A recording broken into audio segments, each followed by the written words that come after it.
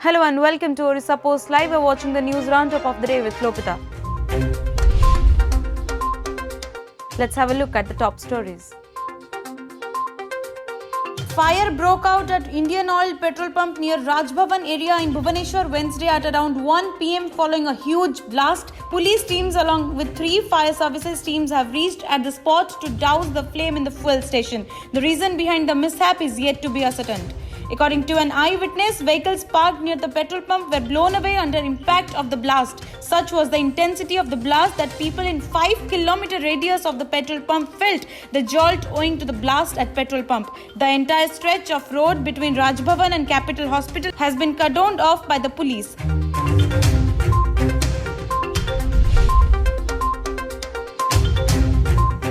Odisha reported 2,995 new cases of COVID-19 infections in the state in the last 24 hours. The information was given by the I&PR Department, Government of Odisha in a tweet Wednesday.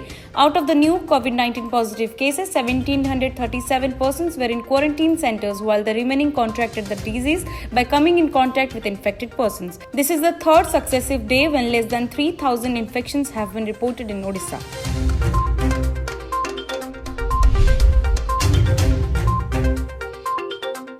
The CAG report said that the state government had overstated its revenue surplus and understated fiscal deficit during 2018-19 fiscal. The revenue surplus was overstated by rupees 1,494 crore and 89 lakhs and the fiscal deficit was understated by the same amount on account of net impact of excess contribution of the government towards new pension system, non-credit of interest to State Disaster Response Fund, unrecovered balance of Odisha Contingency Fund.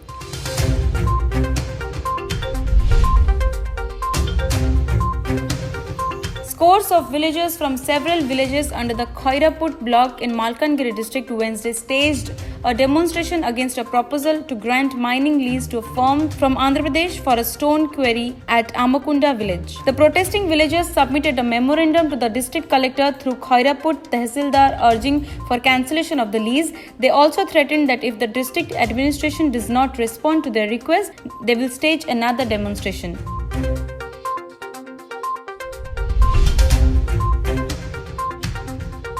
Dongriya tribes have vehemently opposed Tuesday the Raigada Forest Department's move to construct eco-tourist cottages near Niyamgiri Hills under its ambitious project for the promotion of Dongriya Kondh culture and development of local tourism as well.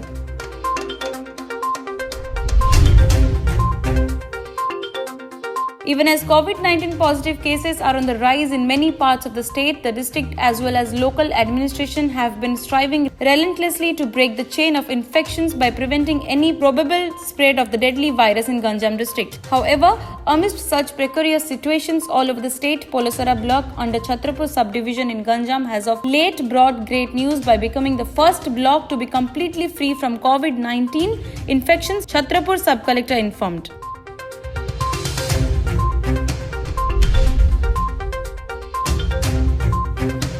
Even as COVID-19 cases are on the rise in many parts of the state, an Odia film which was screened last month at the COVID-19 International Tribal Film Festival 2020 was awarded Tuesday for the Best Story and Best Regional Film categories.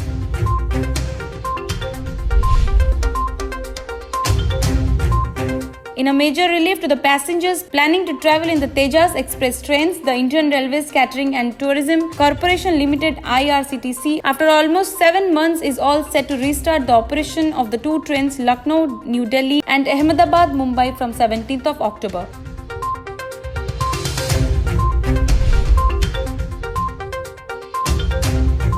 The Bombay High Court Wednesday granted conditional bail of Rs 1 lakh to actress Reha Chakraborty. At the same time, the bail petition of Reha's brother Shovik has been rejected. Justice S.V. Kotwal, who had completed the hearing in the bail application last week and kept his ruling in reserve, pronounced the order. The court has instructed the 28-year-old to surrender her passport and furnish a personal bond of Rs 1 lakh.